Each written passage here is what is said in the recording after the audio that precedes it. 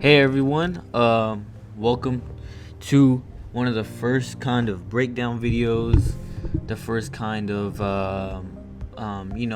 type of effects that I do. So today, what we're going to be focusing on, we're going to be focusing on how to do ecto on people, and then for the next clip, I'm gonna be teaching how to make stuff look like you're zooming into something.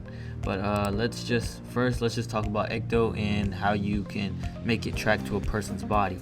So let's get right into it. Let's go ahead and pick a scene. So this is the Be Way Younger video I did a while ago, and so let's just pick a scene out, and we're gonna find a scene. Usually you want to find a scene that is it's kind of bright and has some bright colors in it, so when you go to do your rotoscopes, you can it'd be easy for your computer.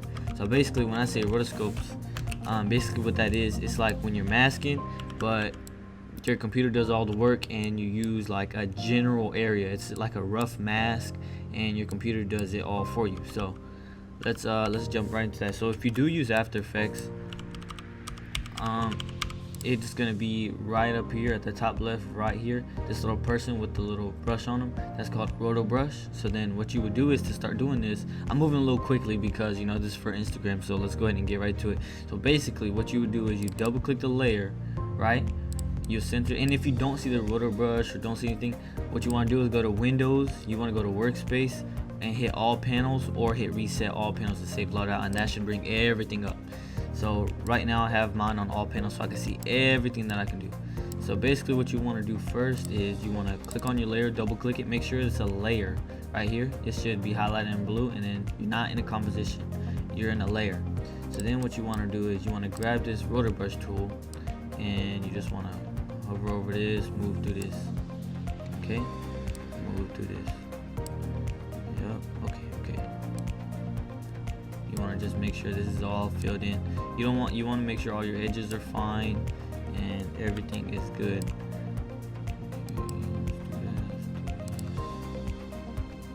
Alright, everything looks fine, and then you can either hit the space button to play it, or you can go frame by frame and adjust it. It depends on how clean you want it to be, and then like how well you want this rotor brush to look. And so since see his arms poking out now, so we want to go back and hover over that. And so because this scene is so bright and you can see everything is very defined and it's good lighting, this rotor brush, I can tell, is already going to be easy to do.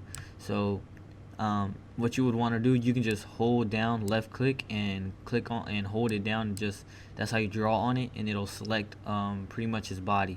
And to get rid of lines,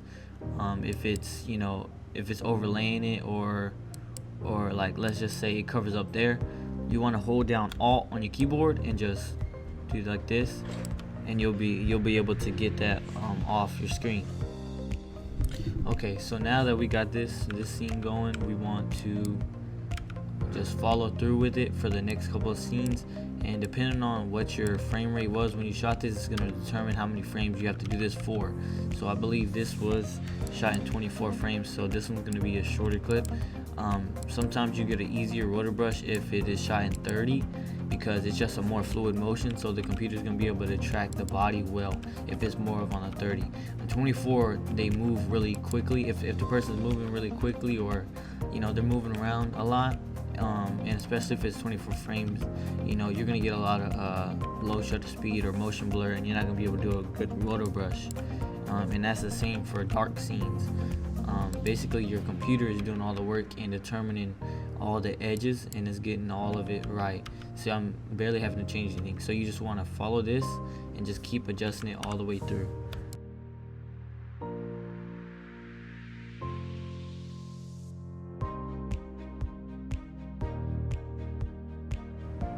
Okay, so now we're at the end of the clip. What we want to do is we want to hit File, Save, and then just save whatever your project is.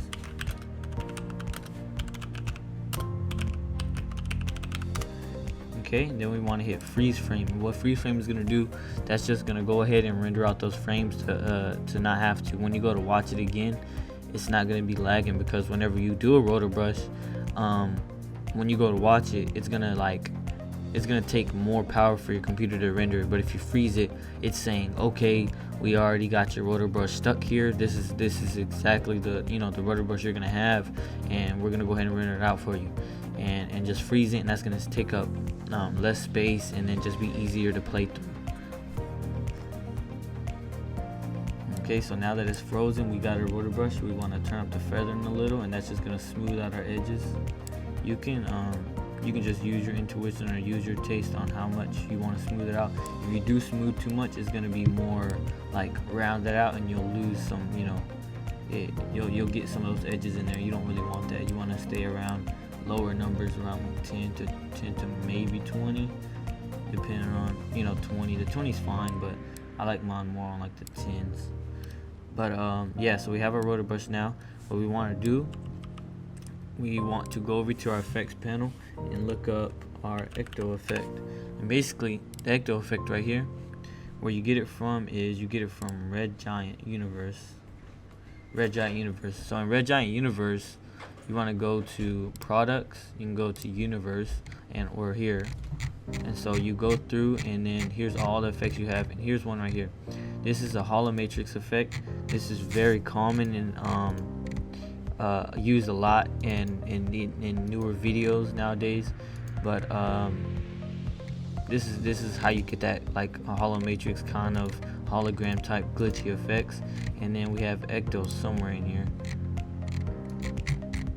But basically what you would do is you go to free trial. You can start your free trial, download it, type in an email, then you'll be able to use Ecto and all these types of effects for 14 days. And then you could either choose to pay for it or just keep changing your email. So now that we have this, we can go over here to Ecto. We can drag and drop that on top, and then now we got some Ecto effect on there. And what I like to do is over here, down here, we want to go to glow settings. I don't like too much glow on the person, so I just turn off post glow, like turn it lower, because too much is just like it makes them look brighter, and it kind of takes away from their skin tones or any type of quality that's in their person. So we want to just turn that down to about 20 to 30, just all your taste. And then over here we can change the color to green by left clicking on that, and then just changing it, clicking on that. And then we can also, we have all these settings over here. We can turn down the intensity of the glow, turn it up, turn it down, turn down the distortion, make it just a glow, turn it up to distortion. We can have the size of it if you didn't want that big. And that's also how I get my other effect, and we'll talk about that later on. So now that we have a perfect size, if we were to hit play and watch it through, now it's tracked around him.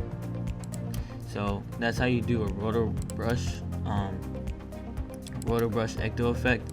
And then a little quick tip, if you wanted to add some clones, all you would do, since he's already cut out of your video because he's rotoscoped, you would just hit Control D, hold on your left pointer, hold down Shift as well to maintain.